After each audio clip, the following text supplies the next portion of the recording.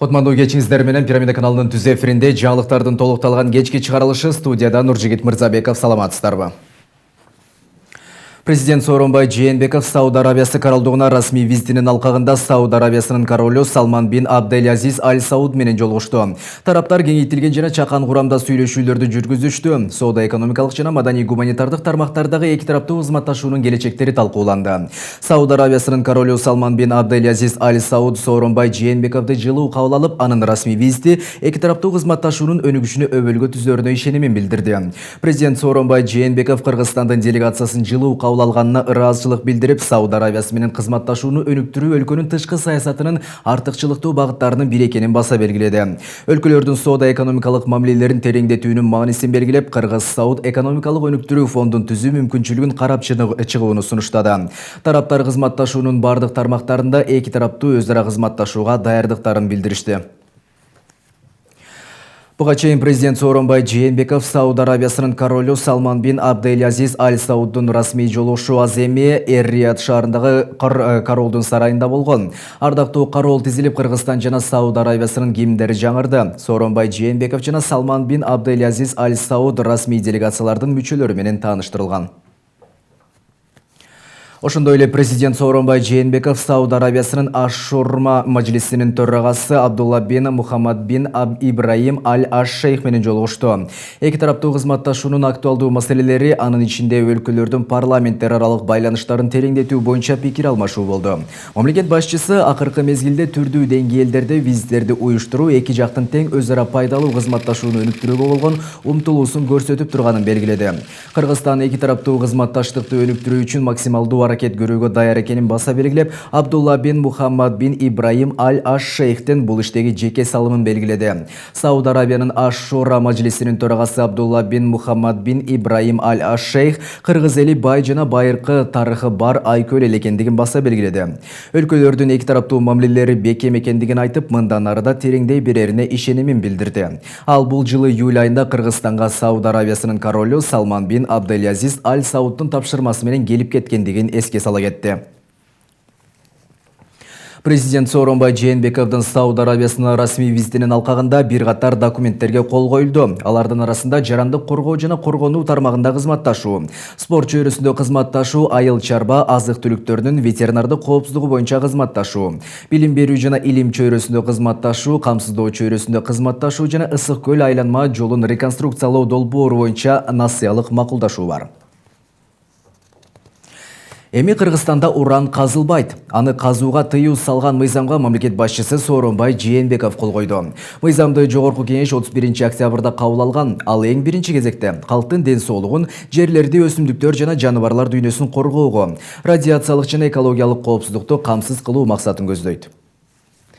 Туура 15 күндөн кийин күчүнө кире турган мыйзам тууралуу кесиптешим кененирээк.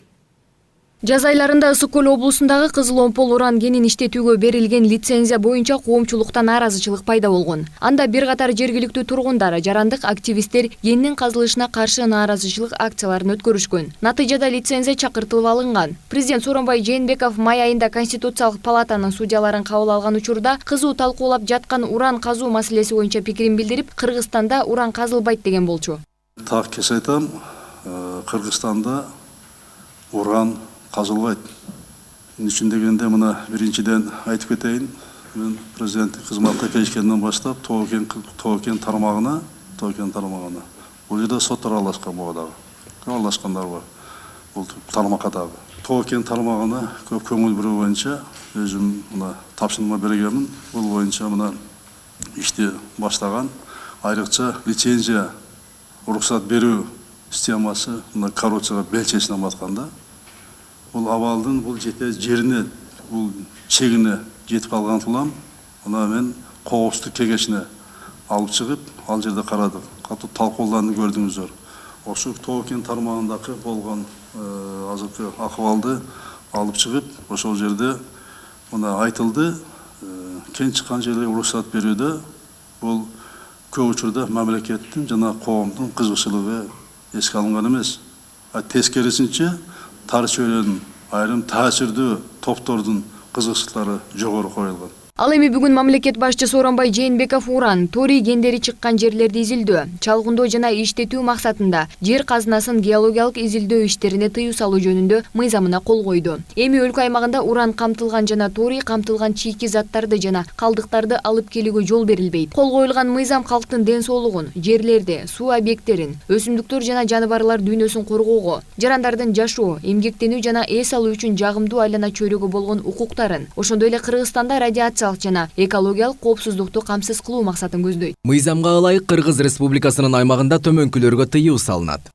Уран, торий кендерин чыккан жерлерди издөө жана чалгындоо максатында жер казынасын геологиялык изилдөө менен байланышкан иштерди жүзөгө ашырууга, уран, торий кендери чыккан жерлерди иштетүүгө, радиоактивдүү калдык сактоочу жайларды, кен калдыктарын иштетүүгө жана андан ары иштетүү жана кармап күтүү максатында аларды жеке жактарга берүүгө.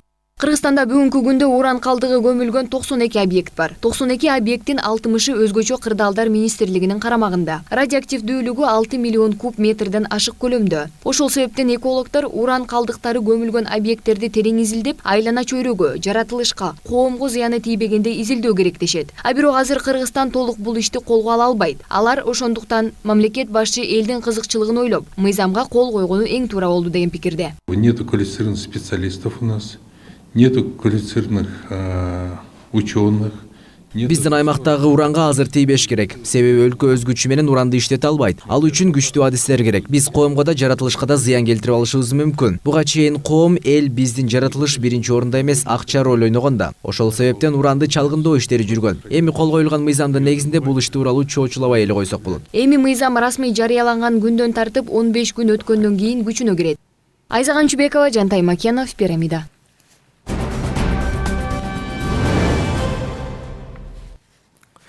Өтүп бара жаткан жыл Борбор Азия өлкөлөрү менен инвестициялык кызматташууну кеңейтүү үчүн ийгиликтүү болду.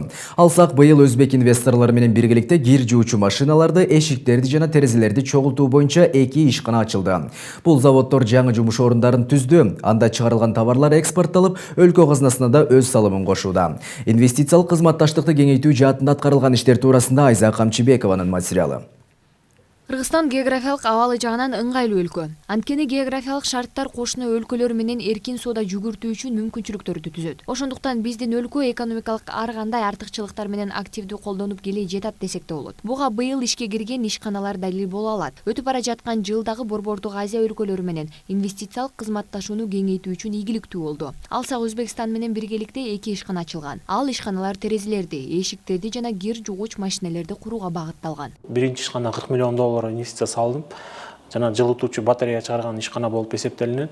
Алар ошо чийки заттарын ошо Казакстан, Тажикстандан алып келип, бул жерде ошону кайра иштетип, анан кайра эле ошо Өзбекстан, Казакстан, Орусия федерацияларынын базарына сатууда.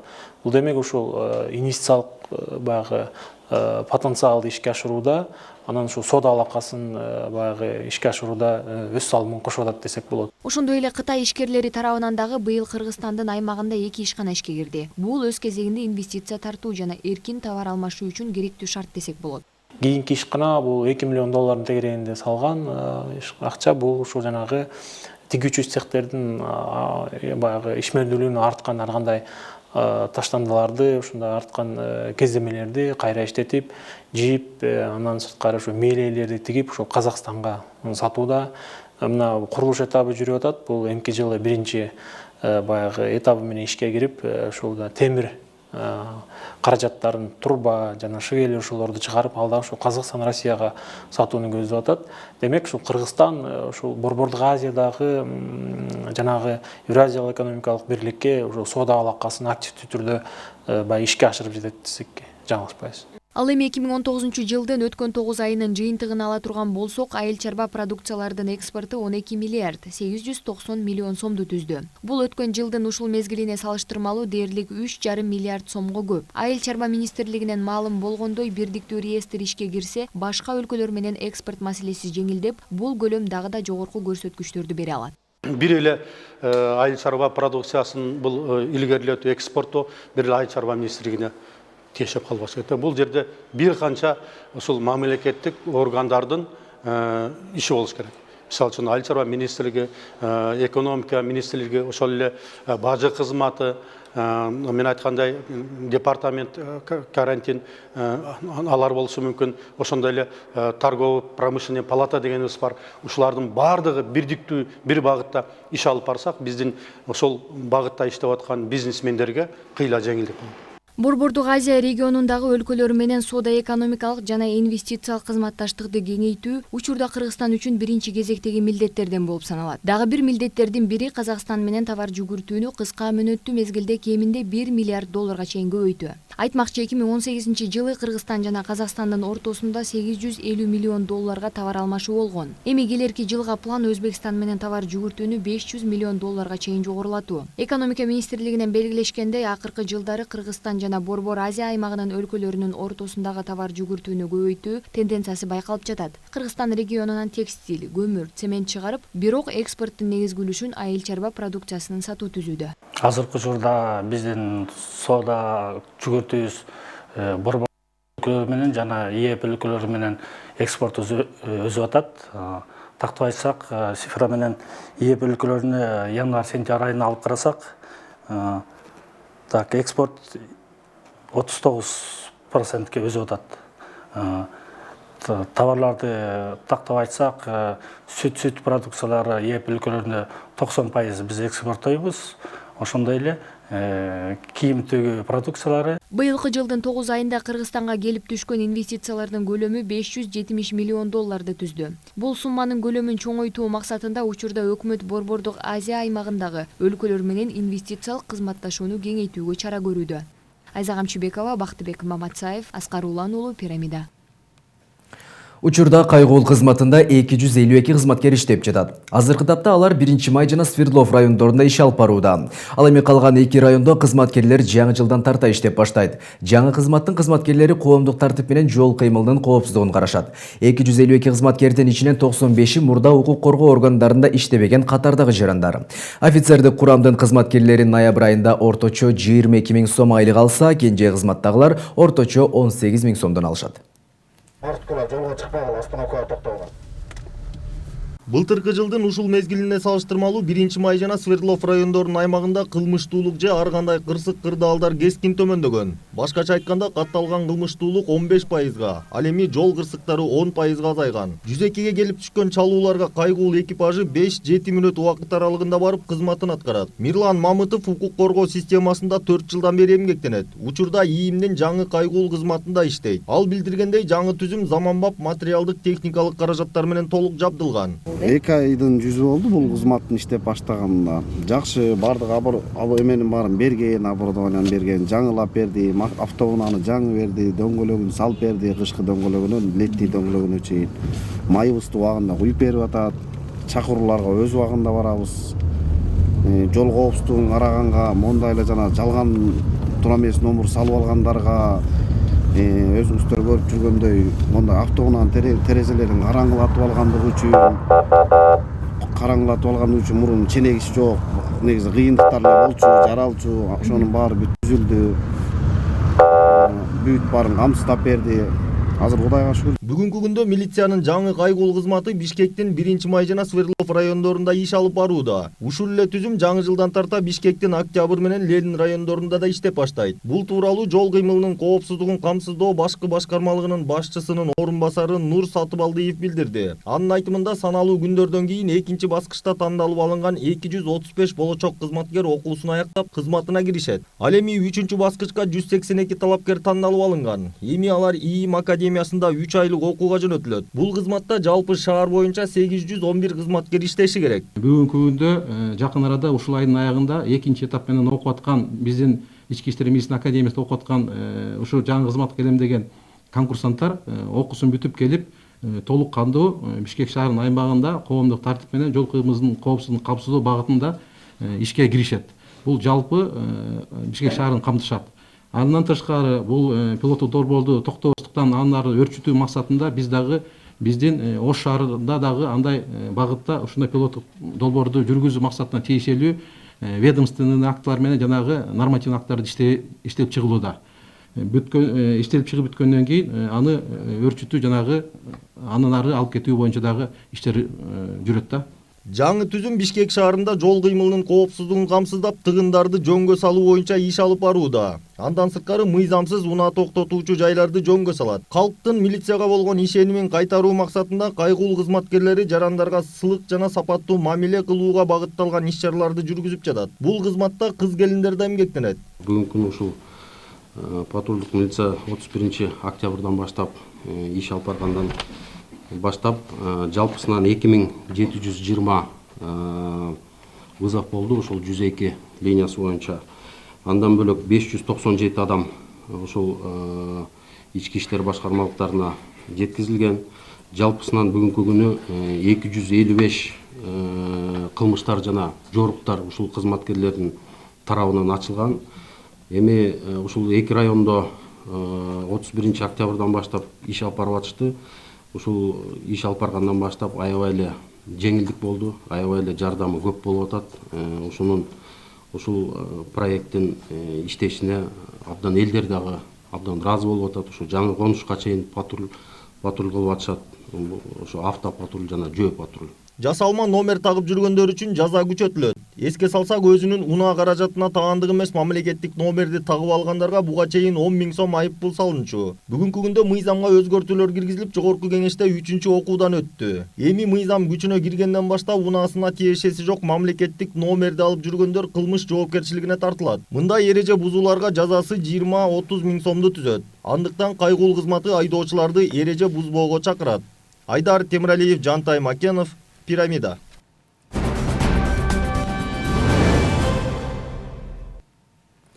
$2000 пара алып жаткан жеринен УКМКнын коррупцияга каршы күрөшүү кызматы тарабынан Экотехинспекциянын кызматкерлери кармалды. УКМКнын билдирүүсүнө таянсак, коррупциялык системаны түптөп алышып, аталган кызматтын өкүлдөрү көп жылдан бери мыйзамга каршы аракеттери менен акча жасап келишкен.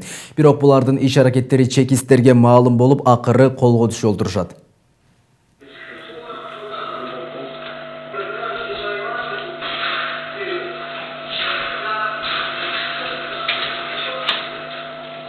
Дал ушундай жол менен Экотехинспекциянын кызматкерлери өзлөрүнө ылайыктуу системаны жасап алышып, узак убакыт бою олжолорун бөлүшүп келишкен. Алар жеке адамдардан акча алышып, өзлөрүнө тиешелүү болуп, тиши өткөн жумуштарды пара берген тарапка ыңгайлуу кылып бүтүрүп беришчү.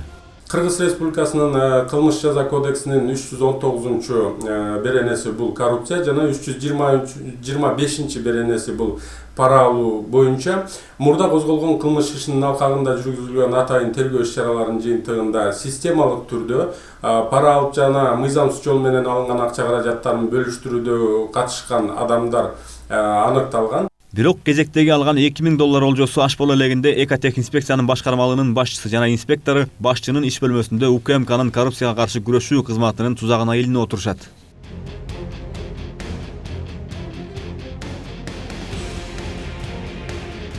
Ал эми 2019 жылдын 11 декабрында кезектеги 2000 АКШ доллары өлчөмүндө пара алып жаткан учурда Кыргыз Республикасынын өкмөтүнө караштуу экологиялык жана техникалык коопсуздук боюнча мамлекеттик инспекциясынын башкармалыгынын башчысы жана анын башкы инспектору кармалды. Учурда керектүү болгон тергөө тактоо иштери жүргүзүлүүдө. Бул иштин алкагында МАМ Экотехинспекциянын башка дагы 4 кызматкери кармалды. Ал эми курулуш архитектуралык көзөмөл башкармалыгынын башчысынын үйүндө тинтүү иштери жүргүзүлдү.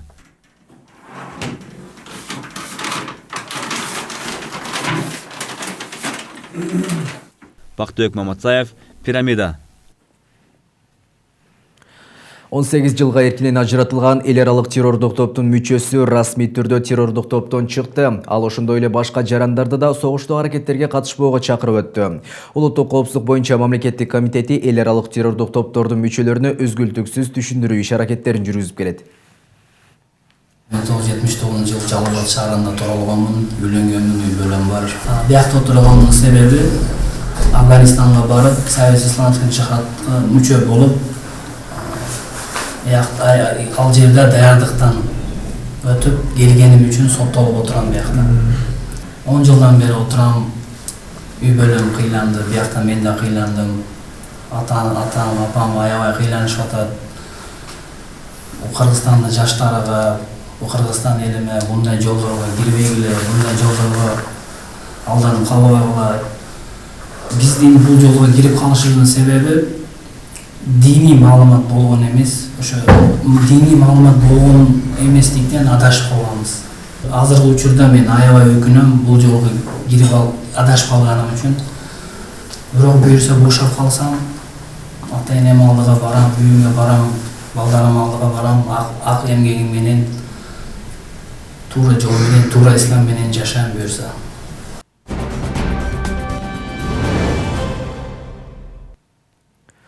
Жыл сайын эки тараптуу келишимдердин негизинде ар түрдүү мамлекеттик программалар менен чет өлкөлөрдө билим алууга 200ге жакын улан кыздар жөнөтүлөт. Алар коңшулаш Казакстан, Кытайдан баштап башка дагы көптөгөн Азиянын жана Европанын алдыңкы окуу жайларында билим алып келишет. Ошол өлкөлөрдүн бири болгон Венгрия жыл сайын 25 гранттык орун бөлүп келсе, 2020-2021 окуу жылында бул көрсөткүчтү мындан да жогорулатмай болду. Буга былтыр Венгриянын премьер-министри Виктор Орбандын Кыргызстанга жасаган визитинде президент Сооронбай Жээнбеков Венгриянын кыргызстандык студенттерине бөлгөн квотаны көбөйтүү маселесин караганы себеп болду. Кененирээк кийинки сюжетте. Стипендиум, Hungartium, Scholarship программ деп аталган Венгриянын өкмөттүк стипендиялык программасынын алкагында 2016 жылы Кыргызстандын билим берүү жана илим министрлиги менен Венгриянын адам ресурстары министрлиги келишимге кол коюп, андан бери 112 кыргызстандык жаран Венгриянын жогорку окуу жайларында түрдүү багыт боюнча билим алып келишет. Ал эми биздин жарандарга берилген квотанын саны дагы өсүп, быйыл 75 орунга ачык конкурс жарыяланды. Алардын ичинен 30 бакалавриат программасына, 30 магистратура программасына жана 15 докторантура программасына биздин Кыргызстан жарандарына берилет. Бүтүн тизмелер, бүтүн документтердин тизмелери биздин сайтта жайгаштырылган.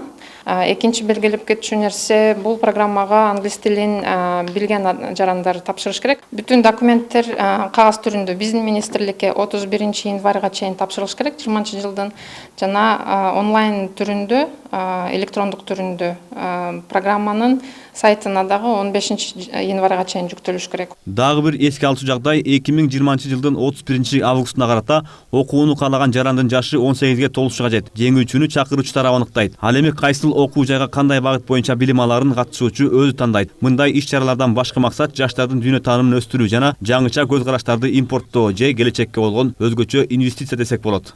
Эми көп эле мындай тенденция болуп атат азыр чет жакка чыгуу, бирок ошол эле учурда биз чет жакка бир так максат менен кетишибиз керек го деп эсептейм да. Көп эле учурда мисалы үчүн менин кошунамдын тиги баласы кетти, менин досумдун баласы чет жакта окуп атыптыр. Мен балам да кетсин же ушундай бир кыргызчылык болуп калып атат да. Ал эми жалпысынан эгерде мүмкүнчүлүк боюнча айта кетсек, бул абдан чоң тажрыйба. Нурсултан Кубанов да жогорудагыдай мамлекеттик программалар аркылуу чет жерде билим алып келген. Айтымында ал жакта билим берүү системасы таптакыр башкача. Ошол жактан алып келген тажрыйбаларын иш жүзүнө ашырып, жаш ишкер Кыргызстандын дээрлик бардык аймактарында тил үйрөтүү боюнча окуу борборлорду ачкан. Учурда санариптик коомдо күндөн күнгө актуалдуу болуп бараткан IT тармагы боюнча да жаңы борборду ачуу аракетин көрүп жаткан кези. Мындай кадамдарды биз сөз кылып жаткан программалардын жемиши деп толук айта алабыз. Бул жакта сабактар лекция форматында өтчү. Ал эми чет жакка барганда ал жакта сабактар дебат форматында өтөт да. Анан мен ошол Европадан келген, Америкадан келген студенттер мугалим менен өзүнүн позициясын билдирип, өзүнүн оюн билдирип, жок, мен сиз менен макул эмесмин деген ойлорду угуп алып, бул мен үчүн аябай бир таң калыштуу нерсе болгонда, эми мугалимдики дайым эле туура да депчи. Көрсө ошентип бир критикалык ой жүгүртүү деп жана айта кеткендей, ошол нерсени бир өнүктүрөт экен да чет жактанчы. Учурда дүйнө глобалдашып бара жаткан чак. Ар түрдүү глобалдык чакырыктарга даяр болуп, ааламда чыккан жаңычылдыктарды жаштар дароо кабыл алып, бирге өнүгүүсү шарт. Андыктан мамлекеттин бул жаатта аз да болсо жаштарга кам көрүп жатышы алысты көрүү катары санасак туура болор. Бактыбек Маматсаев, Пирамида. Билим берүүнү өнүктүрүү бирикмесинин кыска мөөнөттө окутуу борборлору өлкөнүн бардык аймактарында кошумча билим берүү курстарын акысыз жүргүзүп келет. Кыска мөөнөттүү курстар кесипкөй жана жарандык деп экиге бөлүнөт. Жарандык курста үй бүлө жана үй бүлөлүк баалуулуктарды сактоону, ал эми кесипкөйдө болсо, алыскы аймактарда жашагандарга үй шартында иштеп каражат табууну үйрөтөт. Тилим менин тирегим аттуу жаш акын жазуучулардын арасындагы сынак жыйынтыкталды. Аны мамлекеттик тил жөнүндө мыйзамдын 30 жылдыгына карата мамлекеттик тил комиссиясы өткөргөн. Сынакта 52 акын жазуучунун чыгармалары коюлган. Гүлшан Ташбалтаева кененирээк. Мамлекеттик тил жөнүндө мыйзам кабыл алынганына быйыл 30 жыл толду. Ага ылайык тил комиссиясы жазуучулар союзу менен биргеликте ушул жылдын май айында Тилим менин тирегим аттуу сынак жарыялаган. Ага 30 жашка чейинки жаш акын жазуучулар кыргыз тилин даңазалаган чыгармалар менен катышышты. Мынага 50ден ашык кол жазма келип түштү. ал қолжазмалар атайын түскен тастықтама тобына жашыруын берілген. Анын жиынтығы шығып, мақсат өзіңіздер жақсы білесіздер, мемлекет тілдің маңызын, маңызын таңазалу, ал арқылы жаш қаламгерлердің шығармашылығына түрткі беру, жалпы эле тил саясатын насихаттоо болгон. Тандап алынган чыгармага жашыруун добуш берилип, натыйжада 30 жаштагы Элчибек уулу Элдиярдын «Жоголгон муун же кеткендердин балдары» аттуу чыгармасы баш байгеге ээ болду. Ага Чыңгыз Айтматовдун 10 томдук китеби, алтын калем жана баалуу белектер берилди.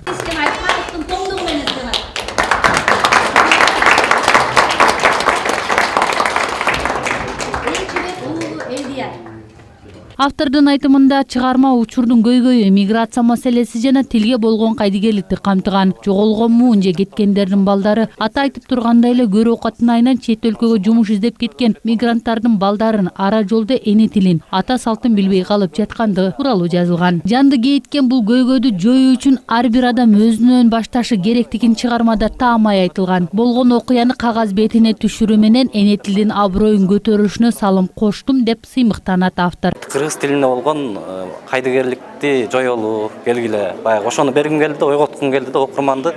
Жок дегенде баягы кыргыздык менен кыргызча сүйлөшсө мейли, ал бардык тилди үйрөнүүгө мен аябай макулмун да. Алар билимдүүлүктү, баягы маданияттуулуктун өсүшүнө чоң неме берет, көп тилдүүлүктү үйрөнгөн. Бирок ошол эле менен бирге кыргыз тилинде чогуу ала жүрүш керек. Бүгүн Элдияр сыяктуу кыргыз тилине күйүп бышкан акындардын «Тил улуттун жүрөгү», «Эне тилдин жеңиши», «Кыргыз тилим», «Сабак», «Киргиздерге» аттуу чыгармалардын авторлору байгелүү орундарга татыды. Гүлшан Ташпалтаева, Кенжебек Максатуулу, Пирамида. Өлкөдө Айкөл Манасы эпосы тууралуу дагы бир китеп жарык көрдү. Тактап айтсак, Борборгалада изилдөөчү Темирбек Токтогазиевдин калемине таандык Айкөл Манас улуттук саясий лидерликтин туу чокусу жана мен билген Жусуп Мамай аталышындагы 2 китептин бет ачары өттү. Ага жогорку кеңештин депутаттары, коомдук ишмерлер, жазуучулар келип катышып, каалоо тилектерин айтып, китепке баа беришти. Бул китепте Манас көркөм чыгарманын каарманы эмес, тарыхый инсан катары белгиленген. Чыгармада Манас ата кыргыз мамлекетин түптөгөн саясий империя түзгөн улут лидер катары далилдер менен чагылдырылган. Автордун айтымында бул жарык көргөн китебин жазууга өзүнүн 20 жылдык изилдөөсүн арнап, маалыматтарды араб жана Кытай булактарынан алган. 1000 нускада жарык көргөн китеп окурмандардын сыноосуна коюлду.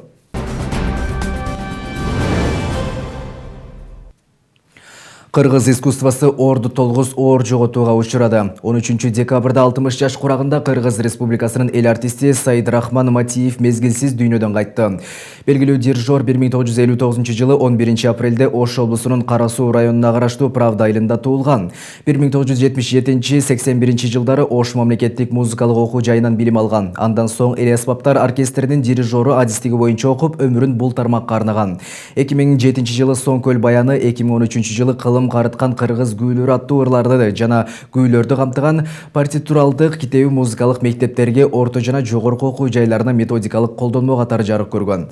2013 жылы Таберик поэзия жыйнагы, Күз кайрыктары обондор жыйнагы жарык көрүп, Кыргыз улуттук жазуучулар союзуна мүчөлүккө кабыл алынган. Матиевдин эмгеги жогору бааланып, ага 2008 жылы Кыргыз Республикасынын маданиятына эмгек сиңирген ишмер. 2017 жылы Кыргыз Республикасынын эл артисти деген ардактуу наамы ыйгарылган. Кыргыз коомчулугу элибизге кеңири таанымал болгон белгилүү дирижер Сайдрахман Матиевдин элесин түбөлүккө эсинен чыгарбайт.